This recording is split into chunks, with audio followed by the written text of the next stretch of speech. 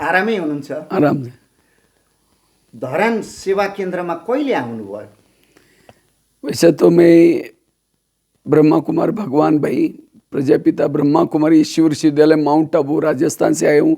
तपाईँको चाइल्डहुडको सम्बन्धमा, तपाईँको बचपनको सम्बन्धमा सम्झिदिनुहोस् न, कहाँ जन्मिनु भयो, कहिले जन्मिनु भयो भनिदिनुहोस् न।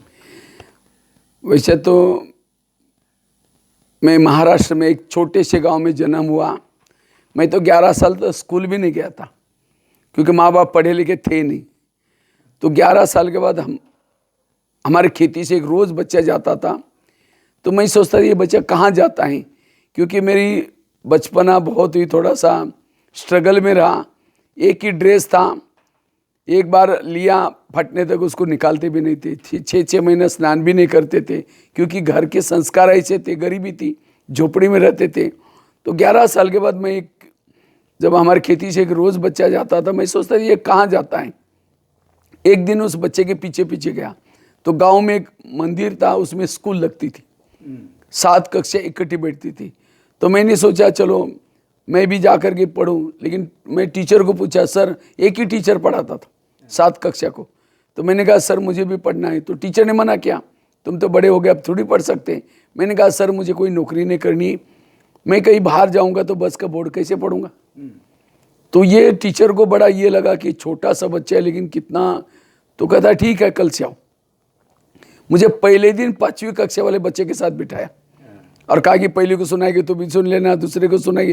तो मेरे को इतनी लगन थी, मैं 1 घंटा पहले जाता था और कभी भी स्कूल मिस नहीं किया। जब मैं रोज़ जाना शुरू किया, घर वालों ने एक दिन पूछा रोज़ आप कहाँ जाते हैं? हमने कहा स्कूल में। कहा कि अपने पैसा नहीं जाना। मैंने कहा मैं पैसा नहीं मांगूंगा, बिना पैसे का पढ़ूंगा। तो कहा कि ऐसे जाना तो भले जाओ। 1 साल के बाद 6वीं में 7वीं में, तो 7वीं कक्षा में बोर्ड की परीक्षा थी।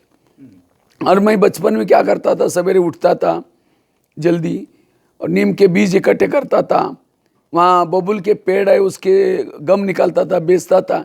ऐसे करके खुद के पाँव पर खड़े होकर के पढ़ाई किया। जब 7वीं कक्षा में गए तो टीचर ने स्कूल में आने के लिए मना किया, पैसे तुम डायरी नहीं लाते। तो मैंने सोचा अब क्या करेंगे, तो मैं रद्दी से डायरी लाता था और लिखे हुए पन्ने को पानी से धुलाई करके धूप में सुखा करके फिर लिखता था। लेकिन चोरी नहीं की, गलत रास्ते में नहीं गया, मम्मी पापा को तंग नहीं किया। और एक दिन आया, मेरा ईमानदारी का, सत्यता का फल मिला। उसी रद्दी में एक ब्रह्मा कुमारी का आश्रम का किताब मिला और उसी से मेरी जीवन की रेखा बदल गई, अंधकार से प्रकाश की ओर पहुंच गया।